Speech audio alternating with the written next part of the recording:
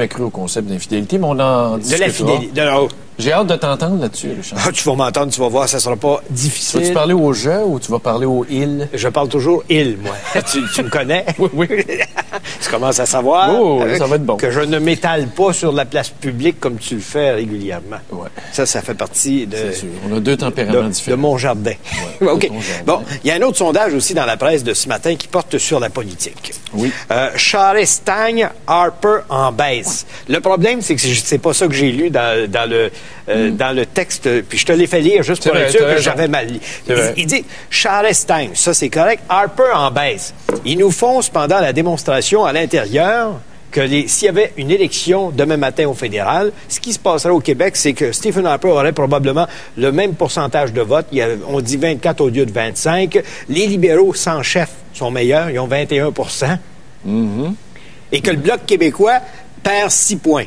Mais c'est dur à suivre parce que le dernier comment ça sondage se fait? avant Harper baisse, mais baisse. Il y a peut-être un d'écart, puis il y a 6 points d'écart pour le Bloc québécois, puis il n'en parle pas. C'est pas ça le titre de première première marge page. d'erreur de 3 aussi. C'est ça. Moi, j'ai de la misère à croire à la baisse du Bloc, mais Moi c'est vrai aussi, qu'Ignatieff moi attire aussi. beaucoup de gens. Moi aussi, j'ai de la misère à croire ça, mais quand tu regardes la situation, puis tu regardes le titre, c'est pas tout à fait la même chose. Donc, le titreur, des fois, il devrait peut-être lire 2 fois le texte avant d'arriver avec...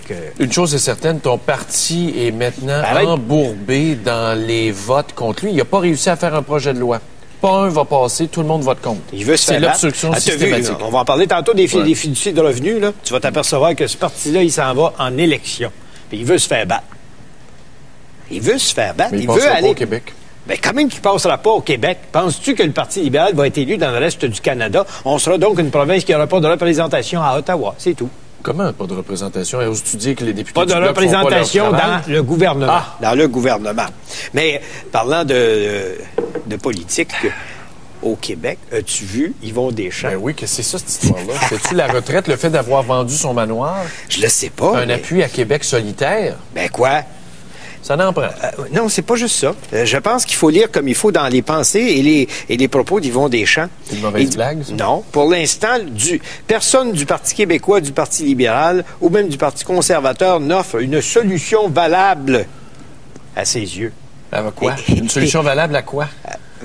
Pour régler la situation de la souveraineté. De l'immobilisme au Québec? C'est ça, parce que... Tu penses que Québec solitaire va régler ça, toi, l'immobilisme au Québec? C'est justement l'inverse. Non, c'est peut-être que c'est pas le temps d'aller jusqu'au bout de l'idée, mais de placer les choses pour le futur, parce que ce qu'il dit... C'est l'extrême gauche. Non, retiens la chose suivante. Oui. Il estime que le Parti québécois prend trop souvent l'allure d'un parti libéral déguisé. As-tu déjà pensé ça? Ben, c'est vrai que l'exercice du pouvoir te ramène sur le plancher des vaches. C'est comme la dichotomie entre le programme politique, les militants, puis l'exercice du pouvoir. Ben d'abord... C'est deux choses. Oui, mais c'est parce qu'une fois que tu as goûté au pouvoir, tu veux juste le pouvoir. Le reste, c'est faux. Non, un coup que tu as goûté au pouvoir, tu t'aperçois que c'est un paquet de problèmes, que tu n'as plus de vie, que tu es engagé pour régler des problèmes, puis tu peux pas faire ça tout le temps. Mais quand tu es dans l'opposition, tu t'aperçois aussi que tu n'as rien à faire, rien à foutre. Ça, c'est le beau rôle. Tu passes ton temps à chialer, puis tu as de l'exposure. Être député de l'opposition, c'est un plus beau début de carrière que tu peux pas avoir en politique. C'est facile. C'est sûr que c'est facile de chialer. Regarde, t'écoutes à toi le matin.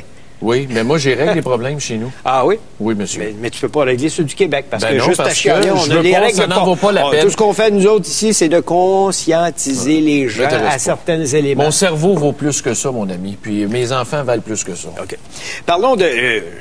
j'ai glissé là-dessus tantôt, parce qu'il y avait... C'est une grosse nouvelle, là. Les fiducies de revenus. Hier, là, on a annoncé à Ottawa, c'est le titre de tous les journaux anglophones puis du Devoir, mais ici, on n'a pas mis autant d'importance dans les journaux francophones sur ça. Mais aujourd'hui, là, c'est un crash à la bourse. Ils sont tous fait avoir. Pourtant, la loi fédérale le permettait. Parce que le ministre des Finances, c'est pas un placoteux comme son prédécesseur du Parti libéral. Donc, il n'y a personne qui l'a su d'avance. Donc, les gens qui sont là-dedans n'ont pas pu vendre d'avance les actions, que s'ils essaient de vendre ça ce matin... Qui faisait ça au Parti libéral, donc? Je me rappelle pas. Il y a une petite enquête sur... Tu t'en souviens? Le ministre des Finances, il y avait eu un changement. C'était-tu... En tout cas, 3 petits points à la ligne. 3 petits points à la ligne. Mais juste pour expliquer aux gens, les fiducies de revenus... C'est quoi? C'est la même chose que si tu avais ta compagnie dans un paradis fiscal pour éviter de payer de l'impôt. Oui. Toutes les compagnies qui ont la capacité rêvent de devenir une fiducie de revenus parce que tu ne payes pas d'impôt et tu payes des dividendes ou tu payes des intérêts aux gens qui ont investi dans ta compagnie. Oui. Fait que quand certains investisseurs, comme les fonds de syndicats mettent de l'argent là-dedans, mais c'est de l'argent sur lequel il n'y a jamais d'impôt de payer. Et c'était pour coûter cette année 1,1 milliard en perte. Pour le fédéral seulement. Oui, 1,1 milliard. C'est bon qu'on ait intéressé. Ah, c'est bon. Parce que là, tout le monde dit, oui, mais il n'a pas respecté sa promesse de continuer de laisser aller les fiducies. Oui, mais tout le monde, Bell est en train de faire ça. Oui. TELUS l'a fait. Les pages jaunes, tu regardes les pages jaunes, là, 120 millions de profits sur 3 mois, augmentation de 64 C'est en train de tuer l'économie. Ça empêche le fédéral de pomper de l'argent? Ben oui. Si on est en surplus, tu sais, c'est pas parce qu'eux n'en paient pas que il n'y a pas quelqu'un qui va payer un jour la note. Non, c'est correct, ça. Moi, je pense problème au niveau des infrastructures. Il faut saluer le courage puis la célérité avec laquelle, je pense, le ministre des Finances a agi là-dedans pour... Puis là, ça va crier aujourd'hui. Ouais, sauf que c'est frustrant parce que les libéraux l'avaient autorisé du temps de Paul Martin. Il y a eu des modifications pour que ce soit permis. C'est une gamique à Martin. Là, après, oui, mais mets-toi à la place des entreprises qui font un processus de conversion comme ça qui coûte de l'argent, puis après, tu dis, on va vous taxer quand même. Eh oui. Ben, tu peux pas... Donc, ces gouvernements-là n'ont pas de vision. Harper a fait un bon geste, mais ça veut dire que Martin n'avait pas de vision, sachant qu'on allait perdre des revenus. Je ne dirais pas qu'il n'avait pas de vision. Il y avait la sienne et celle pour ses amis, et celle de ses amis. C'est ça. OK, on s'entend là-dessus. Mais ça, c'est correct. Tu vois, c'est un bon coup d'Harper. C'est un bon coup, là, puis ça sent les élections. Quand un gouvernement agit comme ça, mais là, il se ferait battre sous quel motif? Le projet de loi de Jack Layton sur l'environnement? Des affaires comme ça. Battez-moi, là. Battez-moi, on va faire ça des élections juste avant Noël. Puis je pense qu'il y en a qui auraient de grandes surprises. Moi, quand Jack Layton se fait aller le clapin, là, pour se dire « Je suis en train d'essayer de les raisonner, là ». Il fait du millage pour faire parler de lui, mais en dehors de ça, penses-tu que Stephen Harper a le goût de l'écouter? Belle image médiatique. Layton pourrait animer une émission de télé. Oui, comme quoi? À la place de Ben Maroney? Non, l'émission Bleu Canadian Nuit. Idol? Bleu Nuit. Bleu Nuit. Les femmes seraient toutes excitées. Oh! Parlant d'excitation pour mesdames, Scott Bryson. Scott Bryson, ça, c'est un des candidats à la succession, justement, de Paul Martin. Oui. Le beau Scott. Mais il a dit ne pas être intimidé de poser nu devant une femme photographe. Ça l'avait laissé frette. Ben oui, mais c'était un homosexuel avoué. Oui, c'est vrai. Scott Bryson pose nu dans un calendrier, dans une affaire de levée de fonds pour lutter contre le cancer de la prostate puis des choses comme ça. C'était pour l'environnement. Non. Le cancer de la prostate? Oui, c'est une histoire de santé. Mais là, il pose nu, mais on voit rien. Ne vous excitez pas, mesdames ou messieurs. Là. Il pose nu, mais il est devant la porte du réfrigérateur, puis il est de côté, puis tu vois absolument rien. Mais ce qui est intéressant, c'est ce qu'il a dit. C'est ce qu'il a dit. Que ça l'avait laissé froid. Non. Regarde, Scott Bryson, parce que les politiciens sont rendus fous. La semaine dernière, ou il y a 2 semaines, on vous parlait de Bob Ray qui a plongé nu dans un lac pour une émission. Des poils blancs pour une émission de télévision. Cancer de la prostate et cancer des ovaires. C'était ça la cause. Il est aux deux, lui. Mais il a dit que ça faisait longtemps qu'il s'était pas déshabillé pour une femme. Toi, ça remonte à quand? Régulièrement. Oui! Puis je t'ai dit de ne pas rentrer dans ma vie. Mais attention, là. Je t'ai dit de ne pas te mêler de ma vie privée. Je n'ai pas l'intention de m'étaler ici sur la table. Très grave ici. La presse canadienne rapporte depuis hier qu'il y a des remous dans la capitale nationale à Ottawa parce qu'un juge de la Cour suprême a osé se promener nu dans une croisière nudiste, Bare Necessities, qui n'est pas juste nudiste, mais qui est un peu échangiste sur les bords, oui. Mais ça, c'est un journal américain qui a lancé cette nouvelle-là. Oui, à San Francisco. Est-ce que c'est vrai? C'est certainement que c'est vrai, parce que la propriétaire a dit, j'ai même un juge de la Cour suprême du Canada parmi moi, mon équipe, et là, il n'y a que 8 personnes parce que la juge en chef a dit que c'était pas elle. Bien là, c'est elle qui mène l'enquête. Elle mène l'enquête, elle veut savoir lequel des juges a laissé tomber sa toge en bateau. Se promener en quéquette, mais ça change. Mais ça change, mais dans le fond, là. Ça change quoi? Sincèrement. Qu'un juge de la Cour suprême fasse du nudisme, au club Edonis 2 en Jamaïque, on s'en fiche-tu? Non, le devoir de réserve. De réserve? Ah oui. Les juges, là. Qu'est-ce que tu veux dire? Quand tu deviens juge, tu deviens plate. Oui, mais t'es pas connu. Tu deviens plate pour tout le monde. Pour tout le monde. Ah oui. Je viens pas me dire, toi, là, qu'en Jamaïque, on peut savoir que le juge est là. Le cours 101 de la magistrature, c'est comment devenir un être plate. Ne plus avoir de relations particulières avec des gens que tu fréquentais autrefois. C'est pour ça qu'il faut que ça sorte autrement.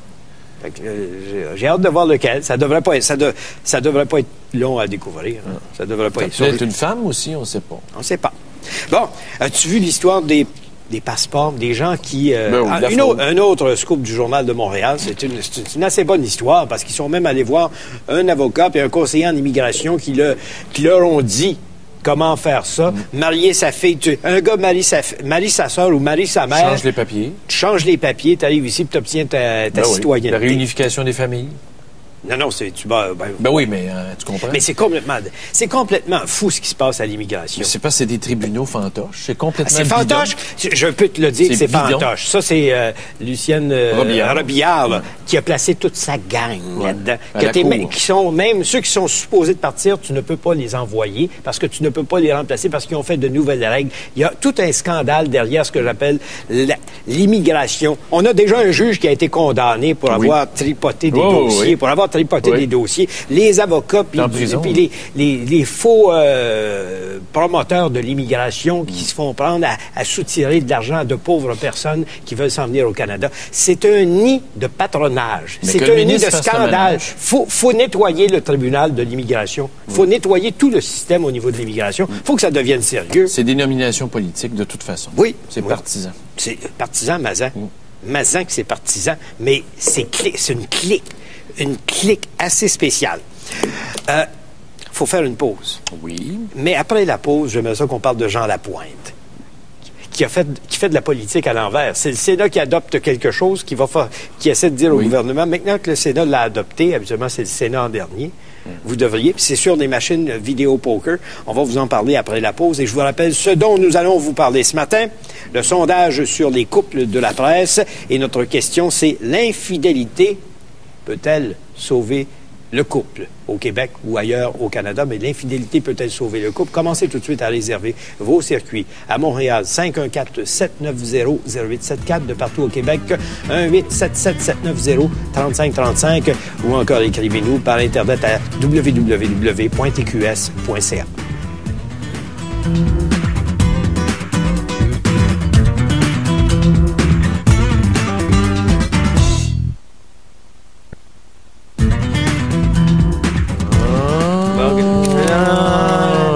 De recours collectif en avant. C'est quoi? Les deux épais. Comment les deux épais? Les deux épais travaillent chez CGI, la compagnie de consultants en informatique, de Lavallois, Georges Guéa et ensuite Rafi Kalemdjian. Kalemdjian. T'aurais pu nous épargner, les noms. Poursuivent qui, on le sait pas, le gouvernement du Québec, ils vont se présenter devant le tribunal. Sais-tu pourquoi? Pour réclamer 200 $ par automobiliste parce que l'autoroute 19 a été fermée quand le viaduc s'est effondré. Mais oui, mais c'est quoi le problème? Ah, ben, ils ont été retardés dans leur travail. Ça a coûté plus cher de gaz, l'usure des pneus. Ah, ben là, ça là, si les tribunaux acceptent ce genre de recours-là, on va dire une chose, le juge est épais aussi. Le juge est épais. Celui qui accepte ça, c'est épais pas à peu près. Mais les deux épais, c'est qu'il n'y a personne qui a voulu que ça tombe. Il n'y a personne qui peut être responsable sur le coup là, de cet incident-là. Ça aurait pu être un accident, un autobus qui se renverse, puis la route aurait pu être fermée pendant 2 jours pour une enquête policière. Des travaux routiers, qu'est-ce que tu fais? Là? Tu poursuis-tu le gouvernement à chaque fois qu'il y a des travaux? T'as raison. Ceux qui sont tombés en dessous du viaduc, eux autres, là, ils n'ont pas assez payé de leur vie. Les deux épais de Laval à lire dans la presse, deux épais. Ouais, t'as raison de dire que c'est épais. Vous poursuivez-nous, là. Envoyez-nous votre facture d'avocat, là, pour voir régler ça dans le plus mince. Ben, bon. OK, je voulais te parler de Jean Lapointe parce que je regarde. Jean Lapointe remporte une première mise. Il a fait adopter en 3e lecture au Sénat son projet pour retirer les appareils de loterie vidéo. Il y en a 38 000 au Canada. Il dit que ça devrait être dans des hippodromes, des casinos, des salons de Paris, mais pas à tous les coins de rue, parce qu'il dit la proximité, il dit les maudites machines diaboliques qui nuisent, écorchent et détruisent plusieurs familles. Il a entièrement raison. Il a raison, mais c'est des questions sociales, ça relève pas du fédéral. Gilles Duceppe a raison de voter contre, parce que si tu rouvres la porte une fois à dire au fédéral, ben légiférer dans nos champs de compétences, c'est terminé. Mais à un moment donné, là, les champs de compétences sont imbéciles. Que Couillard! Non, les champs de compétences sont imbéciles. Couillard les réglemente. Non, les jeux, les loteries et tout ça, c'est de compétences fédérales. Non, ça relève des provinces. Non, les provinces exercent en fonction d'une législation qui est fédérale. Ah oui, laquelle? Ah oui, la loi sur le jeu, le pari, ah oui, c'est fédéral. Ouais. Tu as des champs de compétences pour l'exercer, pour empocher. Mais le jeu, c'est fédéral. Je sais pas. Moi, oui. Je pense qu'on aurait une belle controverse devant la Cour suprême là-dessus parce que c'est vraiment des questions sociales très aiguës. La preuve, c'est que Pauline Marois avait essayé des tasser, tu t'en souviens? Oui. Du temps où elle était aux finances et aux services sociaux. Et là, levé de bouclier des propriétaires qui ne voulaient pas. Fait que Couillard porte très bien son nom dans cette circonstance-là. Non. Couillard a peur de légiférer. Ça serait déjà réglé à l'heure où on Ça ne se sera parle. pas à lui à légiférer parce Pourquoi que pas? c'est le ministre des Finances qui va dire « Wow, le cash! Ben voilà, c'est ça. Le cash! » Entre le père Gédéon puis Couillard, lequel des deux, on est bien équipé au Québec? Bon, OK. On va revenir à la presse. Le cash. Le cash. On va Mais revenir... tu viens de me dire que tu étais d'accord avec le principe? Je suis tout à fait d'accord, mais c'est pas au ministre Couillard de régler ça. C'est au ministre des Finances qui est le responsable de ces Comment tu réglerais établissements. ça? Tu es d'accord avec la solution? Je suis d'accord pour retirer, moi, tous les appareils de loterie vidéo, Bravo. des bars puis des restaurants. Puis là, il y en a qui vont pleurer. Mais qu'est-ce que vous faisiez avant que ça soit là? Ils auront juste à retourner à la case départ. De toute façon, on abuse le pauvre monde. Y en a-tu à Westmount, des machines poker? Non. Moi, À Pointe-Saint-Charles, oui. Quand tu vois la misère que ça occasionne, parce que c'est la proximité qui fait ça, à 8-9 heures le matin, du monde à la taverne en train de mettre son argent là-dedans avant d'aller travailler, ça me pue au nez. Jean Lapointe là-dessus, il faut que le monde soit derrière lui. Bon, revenons au sondage de la presse sur le couple. 10 des femmes ont déjà été infidèles. Pas vrai, c'est plus que ça. Hein? C'est plus que ça. Tu prends ça où? Dans ma tête, parce que les des femmes fabulations, sont gênées de dire qu'elles trompent. Entre eux autres, des fois, ils s'échappent. Là. OK. Mais c'est plus que ça, les statistiques. Puis les hommes aussi. 22 ont déjà été infidèles. C'est quoi ça, l'infidélité? Qu'est-ce que l'infidélité, avant qu'on parte en peur, là? Ben, c'est quoi ça, l'infidélité? Écoute, quand... Est-ce que c'est sexuel ou émotif ou les deux? Moi, c'est juste émotif. Le reste, ça compte pas. Non, mais c'est les deux. Non. Les gens qui sont en couple, pour les gens qui sont en couple, ça fait partie de... C'est pour ça que la majorité des couples... Ça fait partie de l'engagement d'une vie de couple. Ben oui, c'est pour ça que la majorité des couples se laissent, puis c'est pour ça que ça fait 17 ans, moi, que j'étais avec ma blonde, puis on a clarifié ça dès le début. Dans quel sens? Que la fidélité, c'est émotif, point.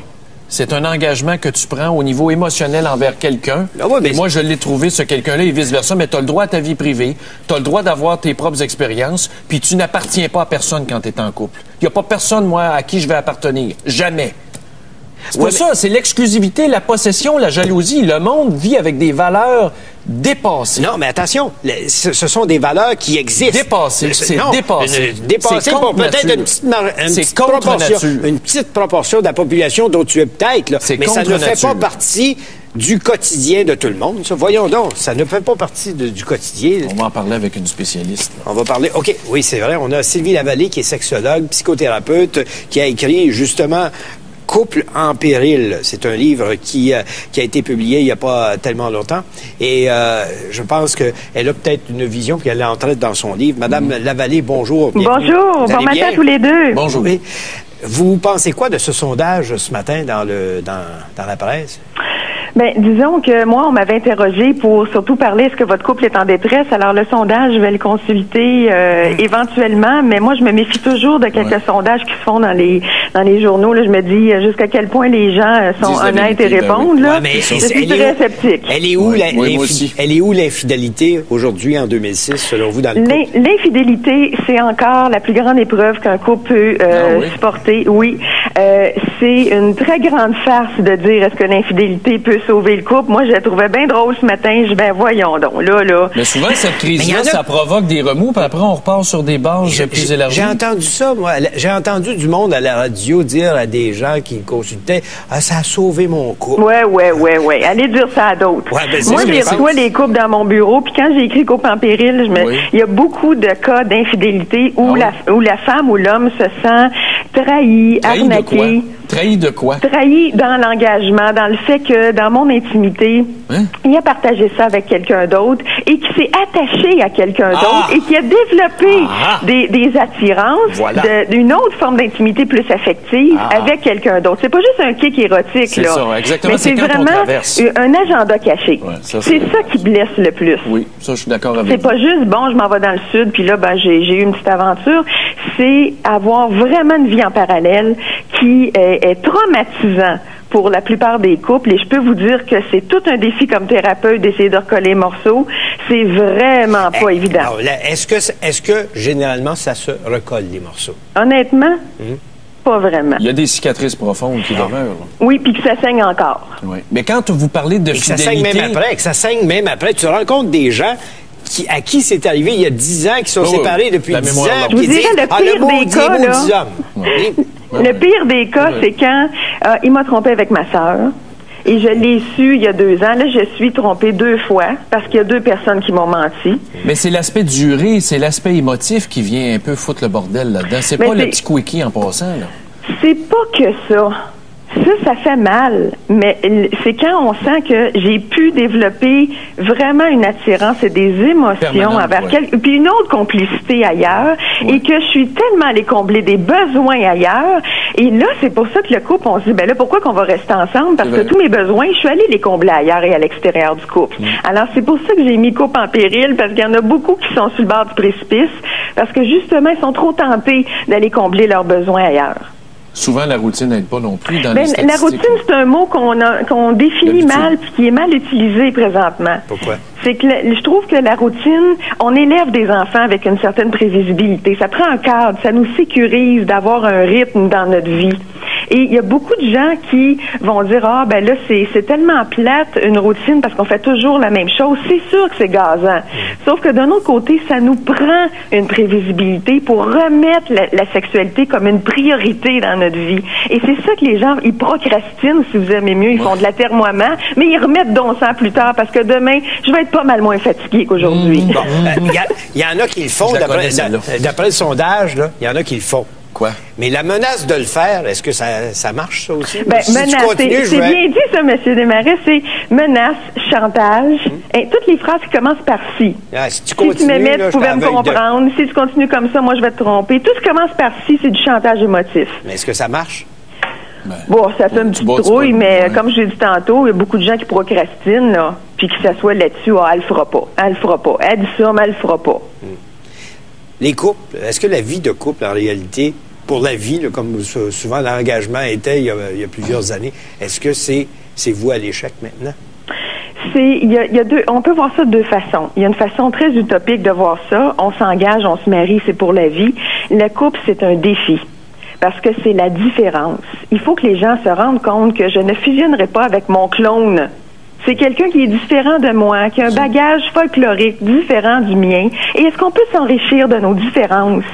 Et si on le voit comme ça, là, ça va franchement marcher. Si vous avez un problème, là, asseyez-vous pas dessus, parce que dans la sexualité, le temps aggrave les choses. Pensez à la violence conjugale, ça peut mener jusqu'au meurtre si on fait rien.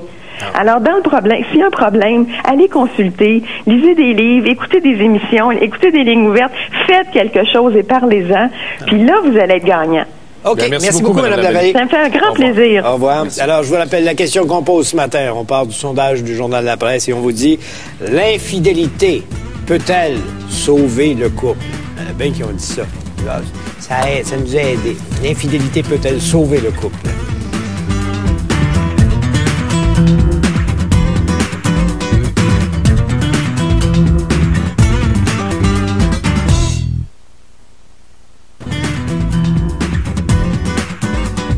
Dans les courriels, tu vois clairement... je pense qu'on n'est pas là, sur la bonne longueur d'onde. Là. Comment? Quand on parle d'infidélité, moi, je parle d'infidélité au sens physique ponctuel. Là. Je veux dire, ça met du piquant dans ta vie de couple, puis tu ramènes des belles expériences. C'est pas l'histoire de l'infidélité permanente. Oui, mais à partir du moment où tu t'affiches comme un infidèle, c'est sûr que la plupart des gens vont dire, ben, si c'est le cas, j'aimerais mieux pas le savoir. Oui, mais c'est pas ça le problème, justement, du couple. L'exclusivité, la jalousie, la possession, ça marche pas de même entre 2 individus majeurs. C'est pas une question de jalousie et de possession, c'est une question de former un ensemble qui s'en va dans c'est un partenariat. Qui partage les mêmes valeurs. Aujourd'hui, c'est un partnership, oui, mais ce qu'elle fait dans sa vie privée, là, t'entends-tu que ça me regarde pas? Oui, mais la fidélité, c'est une valeur que les gens peuvent aussi partager. Mais la fidélité à quoi? Commence donc à être fidèle à toi-même, ta vie privée, tes propres valeurs, puis après, tu pourras peut-être te joindre à quelqu'un. On va aller voir ce que les gens pensent. Tu contrôles pas la vie de l'autre. On va prendre un premier appel à Jonquière. Nicolas, bonjour. Oui, bonjour. On vous écoute. J'ai été 3 ans de temps avec ma conjointe. On a eu un enfant. Puis j'ai vraiment tout donné pour satisfaire ses besoins dans les moindres détails. Qu'est-ce que je voulais dire, tout donner? Tout donné. Écoutez, j'ai juste 21 ans. Oui. On a eu un enfant ensemble. J'ai déménagé avec. Oui. J'ai fait toutes les efforts imaginables. Oui. Puis On a cassé à la fin du mois d'août. Pourquoi?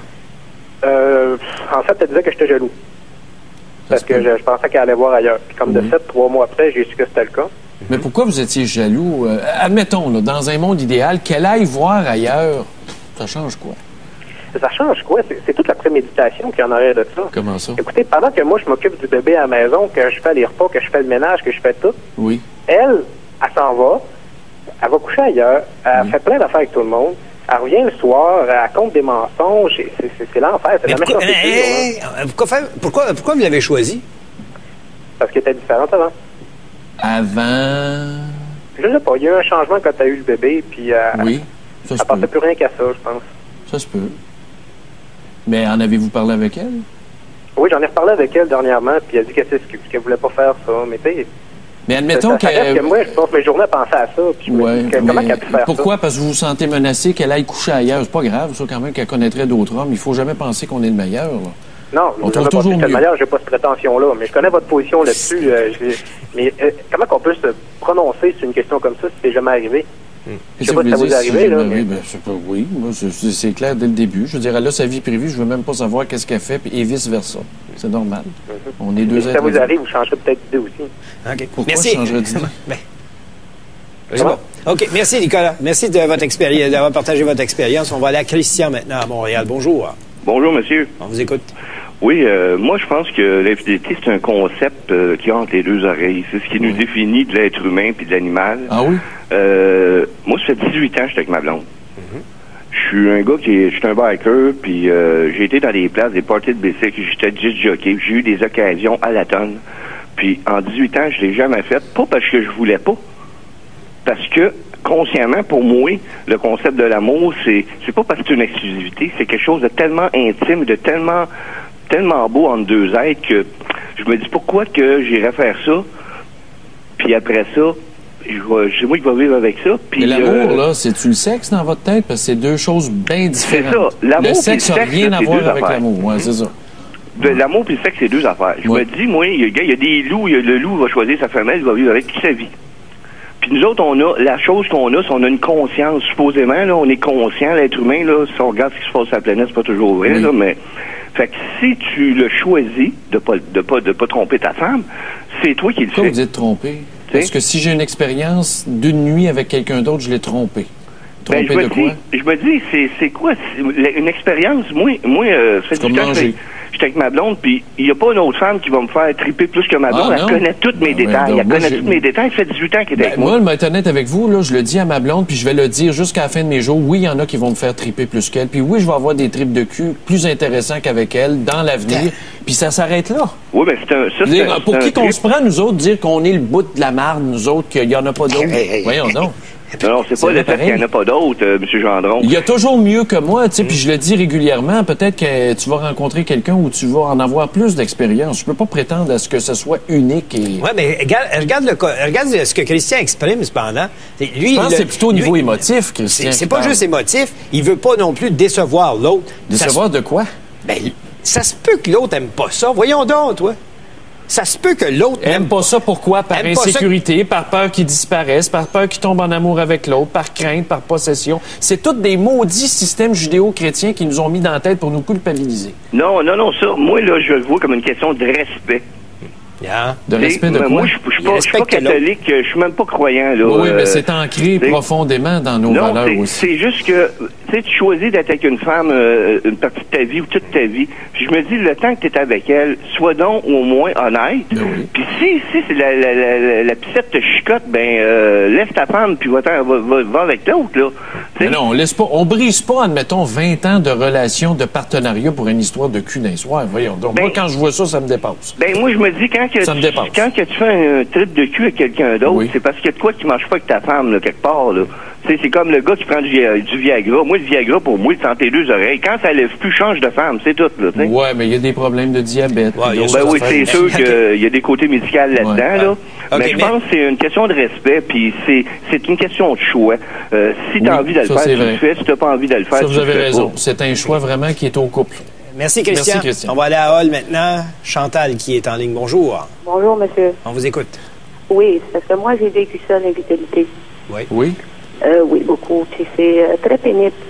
Dans quel sens? Le cœur. La déception? Première des choses, oui. Il y a des valeurs qu'on croit. Et moi, j'ai été victime de ça. Dans quel sens vous avez été victime? J'ai été 11 ans avec un homme. Oui. Qui m'a commis l'infidélité. Oui. Et c'est pénible. Mais vous l'avez découvert à la fin ou pendant? Pendant la relation, là, j'étais jeune. Oui. Je commençais à poser des questions de plus en plus et finalement, ça a dévoilé. C'était pas plaisant, monsieur. Mais qu'est-ce qui était différent? C'était plus le même homme? Non, il se parodait partout. C'était toujours une histoire, une autre histoire. Oui. Vous savez, quand vous vous regardez dans les yeux de quelqu'un, oui. Vous pouvez voir le changement. Oui, mais là, c'est parce que vous avez perdu 11 ans de votre temps avec un gars qui ne respectait pas le contrat. Et mes valeurs? Ben, dans ce temps-là, que vous voulez, il faut recommencer. Et c'est justement, là, en 2000, je l'ai divorcé. Bon, bravo. Après 11 ans? Après 11 ans et 11 mois de mariage. 11 mois de mariage. Si vous comprenez l'aspect de l'humain. Il y a une question que je veux vous poser. Oui. Avant de le découvrir, quand vous ne le saviez pas, est-ce que ça vous dérangeait? Oui. Ça m'a toujours dérangé parce que mon père... Vous aviez toujours des doutes? Oui, parce que mon père était infidèle envers ma mère. Mais même à partir du doute, dans ce temps-là, tu le mets à la porte, tu t'en vas. C'est ça. En avez-vous parlé avec lui, quoi? Il niait? Oui, j'ai essayé tellement de discuter. Parce qu'on vous écoute, vous avez l'air déçu encore. Je comprends que c'est arrivé en 2000, là, mais vous avez Non, c'est pas ça que je vous essaie de dire. Ouais. C'est parce que dans la vie, on a des valeurs. Oui. J'avais transformé mes valeurs. J'avais dit que ce que je croyais, que je ne croyais pas. Puis c'était réciproque, lui aussi, avait les mêmes valeurs? Lui avait ses valeurs à lui en premier, là. Oui. Mais c'était caché, là. Vous savez, quand vous promenez d'un bord et l'autre, là, il ne savait pas ce que vous voulez dans la vie. À un moment donné, ben nous, on vient qu'à savoir ce qu'on veut. OK. Lui, est-ce qu'il est encore pareil aujourd'hui, d'après vous? Oui, monsieur. Puis il est retourné avec son ancienne. OK. Ouais. Merci, merci Chantal. La question qu'on vous pose ce matin, je vous la rappelle. On revient, on regarde le sondage de la presse, on parle d'infidélité, puis on vous demande, est-ce que l'infidélité, on entend ça des fois, peut sauver le couple?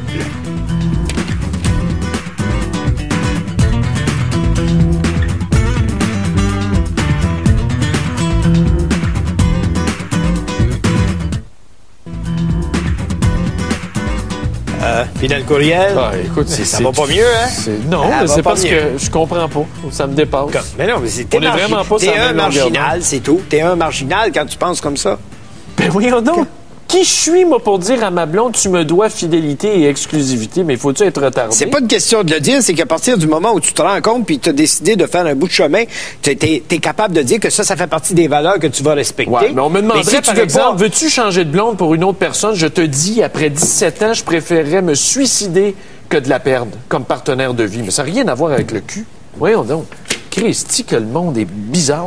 Bon, qu'est-ce que tu as dans tes courriels? Je suis d'accord avec M. Gendron. Bonne journée. Bon, en voulant un, toujours. Ah non, j'en ai. Il y en a une couple. J'en ai vu. Mais comme ici, Charles dit, l'infidélité peut faire durer un couple qui est sous respirateur artificiel. Ah, tiens, Louise de Verdun qui nous dit « Mon conjoint part la semaine pour affaires régulièrement. Il amène dans sa valise ses organes génitaux et il fait ce qu'il veut avec. Ça me regarde pas. Ben, bravo. Bon. Louise de Verdun. OK. On va prendre un appel à Montréal. On a José qui est en ligne. Bonjour. Oui, bonjour, monsieur. Écoutez, monsieur Gendron, je suis en amour avec vous. C'est pas possible. Je suis pas mariée. Pas besoin d'avoir peur. Wow. Et je vous admire beaucoup tous les deux. Ben, écoutez, je dois vous dire, si vous, la place pour tester l'infidélité, c'est dans les compagnies, dans les bureaux. Je peux vous dire que c'est incroyable. Les hommes mariés, moi, je suis pas mariée, mais les hommes mariés, combien ça couraille. Mais ce que j'ai remarqué, ceux qui se mettent à cet exercice, ils ont toujours un petit sourire aux lèvres. Puis des fois, je me dis, une femme mariée devrait donc se demander pourquoi qu'il a hâte d'aller travailler le matin. Non, mais est-ce que Richard est un bourreau de travail? Non, mais laisse faire. J'ai une question. Une seule question. Est-ce que Est-ce que vous ne confondez pas le courroyage et le dragage dans les bureaux? Non, mais c'est que quand ça arrive, quand ils arrivent à mettre la main sur la pitoune ou la jeune fille ou la belle secrétaire ou qu'ils arrivent à avoir à sortir, que tout le monde sort, qu'ils sortent, il y a toujours quelque chose. C'est un courroyage qui mène à l'infidélité parce que le but, c'est d'avoir la personne. Là, je ne parle pas de cet attachement dont faisait référence M. Gendron, l'attachement qui mène à briser le mariage, mais c'est quand même une forme d'infidélité parce que pendant ce temps-là, il pense à autre chose qu'à son couple. Mais je peux vous assurer, testez ça, c'est dans les bureaux, dans les compagnies. Ça, c'est vrai, c'est fréquent. Puis, je peux vous dire, c'est incroyable. Mais, mesdames, messieurs, quand votre conjoint, votre mari, votre femme veut aller travailler, demandez-vous pourquoi. Posez-vous la question. Ben, merci, puis bonne journée. Merci beaucoup. Alors, on va aller à Trois-Rivières maintenant. On a Jean-Claude. Bonjour. Bonjour, messieurs. Félicitations pour votre émission. Merci. Moi, j'ai vécu l'infidélité en 94. Et puis, je peux vous dire qu'après une chose comme ça, disons que, la dame en question est partie avec mon ex-beau-frère. Oui. Et puis, elle est revenue parce que ma sœur était divorcée parce qu'elle battait, si on veut.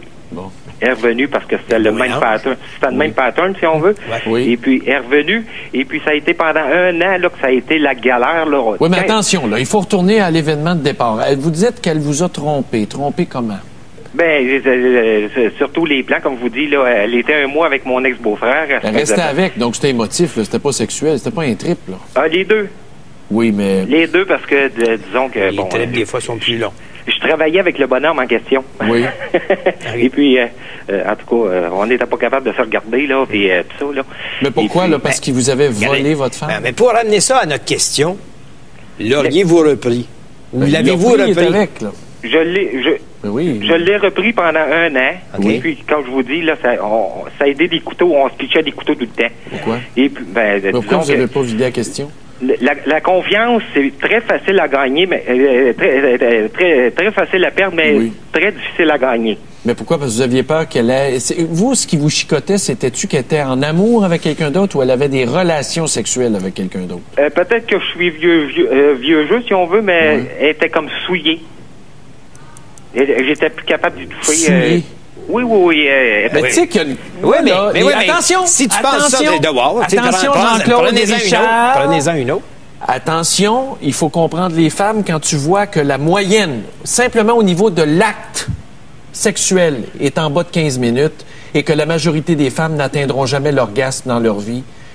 Les hommes, vous avez un méchant problème. Vous avez ici le sexologue. C'est pas le sexologue qui parle, c'est les statistiques qui parlent. Les femmes, là, on va faire une ligne ouverte en rafale, là. Est-ce que votre conjoint vous a déjà procuré l'orgasme dans une relation? La majorité va dire non. C'est pas de ça qu'on parle. On n'est pas sexologue. Ah oui? Tu accepterais-tu, toi, de vivre ça pendant 30 ans dans un couple? T'accepterais-tu ça, toi? Non. Bon.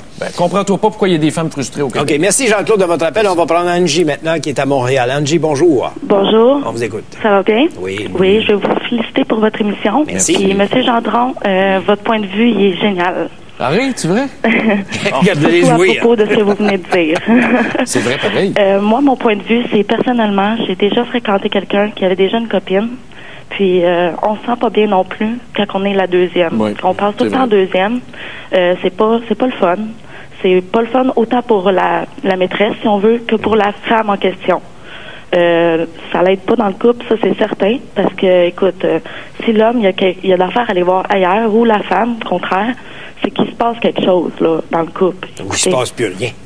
Il se passe plus rien, c'est ça. Il a besoin d'une flamme, puis il va à quelque part d'autre, là.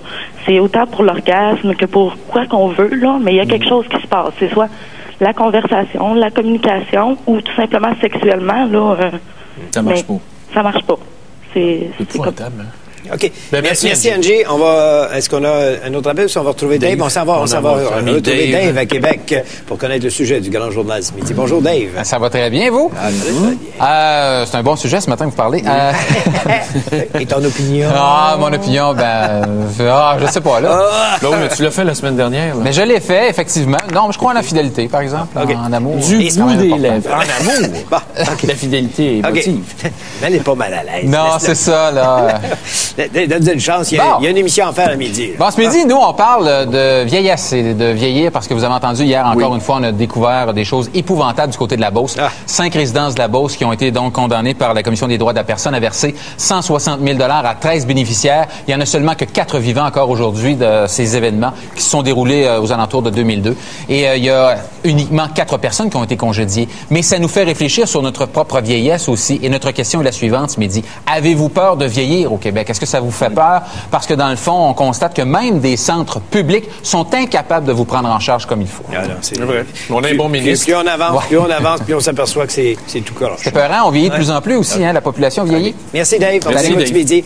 Merci. Alors, je vous rappelle la question qu'on pose aujourd'hui. Ça porte sur la fidélité, le sondage du Journal de la Presse.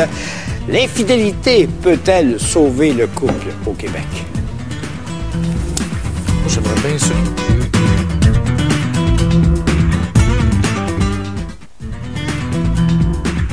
Bon, j'ai Amélie là, qui me dit, M. Gendron, habituellement, vous êtes mon idole. Oui. Habituellement. Donc, elle dit, mais ce matin, vous avez une bulle au cerveau. Oui. Ça me dérange pas.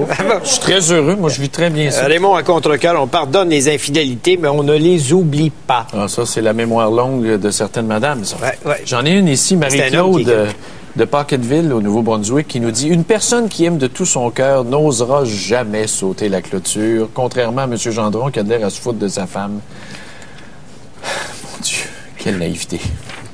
Quelqu'un qui aime sautera jamais à la clôture, voyons donc. Et ici, j'ai un courriel intéressant de Marie-Pierre qui nous dit de Saint-Étienne moi, j'ai pas de problème à ce que mon chum fasse ça à une condition, c'est qu'il m'inclut dans ses expériences. Ben, vous nous laisserez votre numéro de téléphone. Bon, OK, on va prendre un appel. À Montréal maintenant, André, bonjour. Bonjour. On vous écoute. Oui, alors, le sondage dit qu'un homme pense plus, il est plus infidèle que la femme. Imaginez, moi, je suis un couple gay, 2 hommes ensemble. Oui. Moi, beau. c'est surprenant, parce qu'en fait, 10 ans, le 15 septembre qu'on est ensemble. Bravo. Et on n'a pas une fois, on est allé voir ailleurs. OK, on n'est pas aveugle. On voit un beau gars, c'est correct, c'est beau, on passe à côté, c'est fini, on n'en parle plus. On n'a même pas le goût vraiment d'aller l'avoir dans le lit. Non. Mais pour certaines femmes, juste de regarder, c'est quasiment de l'infidélité. Non, juste de regarder, ils sont excités, oui. Non. Non, c'est-à-dire on vient pas la langue glorificateur, c'est correct, c'est beau. Je suis conscient que je suis pas le plus beau, que je suis pas le plus laid non plus. Mais pensez-vous, André, que chez les homosexuels, il y a plus de fidélité que chez les hétérosexuels? Peut-être, parce que, comme je vous dis, étant donné que les hommes, ils pensent plus au sexe, là, donc, dans le couple gay masculin, c'est 2 hommes. Donc, on pense doublement plus au sexe. Ouais. Donc, c'est alors, c'est ça. Même un couple qui dure 10 ans sans avoir été ailleurs, on est quasiment des bébés bizarres, là, nous autres, là. Ouais. Ah oui, parce que normalement, ça n'existe pas quasiment dans le milieu gay, ça. Ouais. OK. Merci, André, de votre appel. On va aller à Québec maintenant. On a Sophie qui est en ligne. Bonjour. Bonjour. On vous écoute. Moi, l'infidélité a brisé ma famille, mon couple, tout ce qu'il y avait. Je me suis fait tromper pendant des années. Il y a eu des enfants à travers le fait que moi aussi, j'en avais avec lui. Il y en a eu avec une autre femme. Moi, c'est une question de respect. Quand je me donne dans une relation amoureuse, je me donne à 100%. Et puis, je respecte beaucoup la personne avec qui je fais ma vie. Donc, j'en demande autant. C'est peut-être de la jalousie, mais moi, c'est ce que je demande. Je l'oblige. Je mets mes valeurs sur la table. Qu'il plaise ou qu'il plaise pas. Si ça plaît pas, qu'on me laisse tranquille. Mais moi, je suis comme ça. C'est ce que j'exige. OK. Merci, Sophie. Merci. Sophie. À Laval maintenant. Hélène, bonjour. Oui, bonjour. Moi, je suis d'accord avec M. Gendron. La fidélité, c'est pas une question sexuelle, c'est une question émotive. Voilà. Moi, quand j'ai connu mon mari, je lui ai dit carrément, tu fais ce que tu veux, mais tu t'arranges pour que jamais je le sache. Ce que tu fais... Faites-vous pareil? Pardon? Faites-vous pareil? Non, écoutez, ça fait 10 ans que je suis plus avec, mais lui, il s'est arrangé pour que moi, je le sache. OK. C'est là où j'ai décroché. Je dis non, je dis, regarde, si t'es pas capable de vivre ton intimité sans que je le sache, si tu veux volontairement me faire du mal, ça, c'est une chose. Mais je lui ai avoué, il y a 2 ans, que le temps que j'étais avec lui, je l'ai trompé 2 fois et il ne me croit pas encore. Ah non! C'est bon. J'étais très ouverte, mais il n'y a jamais de géré. OK. Merci. Bonne journée. Merci beaucoup. Merci de votre appel. Il y a bonne celle-là. Essayez, puis ça n'a pas marché. Dans le fond, là, tu as juste à dire ça, puis tu vas avoir la paix. T'en as eu combien, toi? Laisse faire ça. Merci. Au revoir. À demain. Au revoir. Tout le monde dit, oui, mais il n'a pas respecté sa promesse de continuer de laisser aller les fiducies. Oui, mais tout le monde, Bell est en train de faire ça. Oui. TELUS l'a fait. Les pages jaunes, tu regardes les pages jaunes, là, 120 millions de profits sur 3 mois, augmentation de 64 %. C'est en train de tuer l'économie.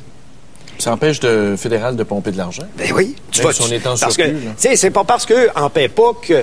Il n'y a pas quelqu'un qui va payer un jour la note. Non, c'est correct, bon, ça. Moi, je pense problème au niveau des infrastructures. Il faut saluer le courage puis la célérité avec laquelle, je pense, le ministre des Finances a agi là-dedans pour... Puis là, ça va crier aujourd'hui. Oui, sauf que c'est frustrant parce que les libéraux l'avaient autorisé du temps de Paul Martin. Il y a eu des modifications pour que ce soit permis. C'est une gamique à Martin. Là, après, oui, mais mets-toi à la place des entreprises qui font un processus de conversion comme ça qui coûte de l'argent, puis après, tu te dis, on va vous taxer quand même.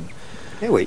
Mais tu peux pas... Donc, ces gouvernements-là n'ont pas de vision. Harper a fait un bon geste, mais ça veut dire que Martin n'avait pas de vision, sachant qu'on allait perdre des revenus. Je ne dirais pas qu'il n'avait pas de vision. Il y avait la sienne et celle pour ses amis, et celle de ses amis. C'est ça. OK, on s'entend là-dessus. Mais ça, c'est correct. C'est un bon coup d'Harper. C'est un bon coup, là, puis ça sent les élections. Quand un gouvernement agit comme ça, mais là, il se ferait battre sous quel motif? Le projet de loi de Jack Layton sur l'environnement? Des affaires comme ça.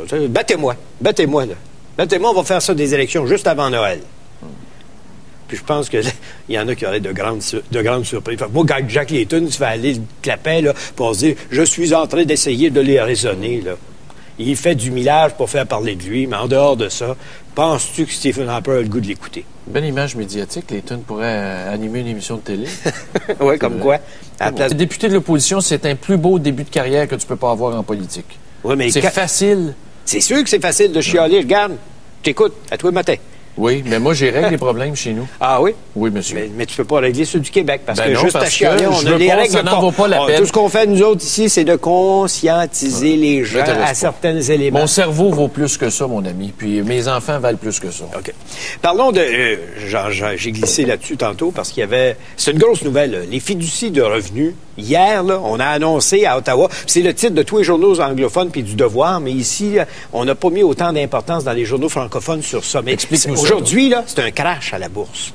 Ils sont tous faits avoir. Pourtant, la loi fédérale le permettait. Parce que le ministre des Finances, c'est pas un placoteux comme son prédécesseur du Parti libéral. Donc, il n'y a personne qui l'a su d'avance. Donc, les gens qui sont là-dedans n'ont pas pu vendre d'avance les actions, que s'ils essaient de vendre ça ce matin... Qui faisait ça au Parti libéral, donc? Je me rappelle pas. Il y a une petite enquête sur... Tu t'en souviens? Le ministre des Finances, il y avait eu un changement. C'était-tu...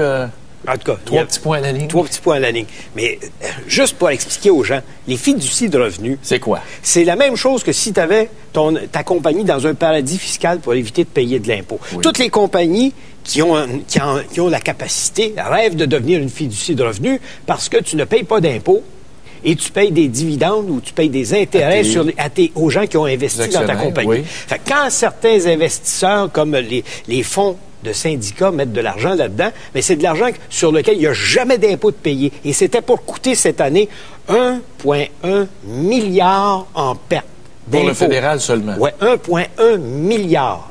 C'est bon qu'on ait intéressé. Ah, c'est bon, parce que là... Je m'ai cru au concept d'infidélité, mais on en discutera. De la fidélité. J'ai hâte de t'entendre là-dessus, Richard. Ah, tu vas m'entendre, tu vas voir, ça sera pas difficile. Vas-tu parler au je ou tu vas parler au il? Je parle toujours il, moi. tu me connais? Oui. Tu commences à savoir ça va être bon. Que je ne m'étale pas sur la place publique comme tu le fais régulièrement. Ouais. Ça fait partie de... C'est sûr. On a 2 tempéraments différents. De mon jardin. Ouais, OK. Bon, il y a un autre sondage aussi dans la presse de ce matin qui porte sur la politique. Oui. Charest stagne, Harper en baisse. Le problème, c'est que c'est pas ça que j'ai lu dans le texte, puis je te l'ai fait lire juste pour être sûr que j'avais mal lu. Il dit Charest stagne, ça c'est correct, Harper en baisse. Ils nous font cependant la démonstration à l'intérieur que s'il y avait une élection demain matin au fédéral, ce qui se passerait au Québec, c'est que Stephen Harper aurait probablement le même pourcentage de vote. On dit 24 au lieu de 25. Les libéraux sans chef sont meilleurs, ils ont 21 Et que le Bloc québécois perd 6 points. Mais c'est dur à suivre parce que le dernier sondage avant Harper baisse, mais baisse. Il y a peut-être un d'écart, puis il y a 6 points d'écart pour le Bloc québécois, puis il n'en parle pas. C'est pas ça le titre de bonne marge d'erreur de 3 aussi. C'est ça. Moi, j'ai de la misère à croire à la baisse du Bloc, mais c'est vrai qu'Ignatieff attire beaucoup de gens. Moi aussi, j'ai de la misère à croire ça, mais quand tu regardes la situation, puis tu regardes le titre, c'est pas tout à fait la même chose. Donc, le titreur, des fois, il devrait peut-être lire 2 fois le texte avant d'arriver avec... Une chose est certaine, ton parti est maintenant embourbé dans les votes contre lui. Il n'a pas réussi à faire un projet de loi. Pas un va passer, tout le monde vote contre. Il veut se faire battre. C'est l'obstruction systématique. On va en parler tantôt des fiducies de revenus. Là. Tu vas t'apercevoir que ce parti-là, il s'en va en élection. Puis il veut se faire battre. Il veut se faire battre. Mais il veut aller pas au Québec. Bien, quand même qu'il ne passera pas au Québec. Penses-tu que le Parti libéral va être élu dans le reste du Canada? On sera donc une province qui n'aura pas de représentation à Ottawa. C'est tout. Comment pas de représentation? Oses-tu dire que les députés pas de représentation dans le gouvernement. Ah. Dans le gouvernement.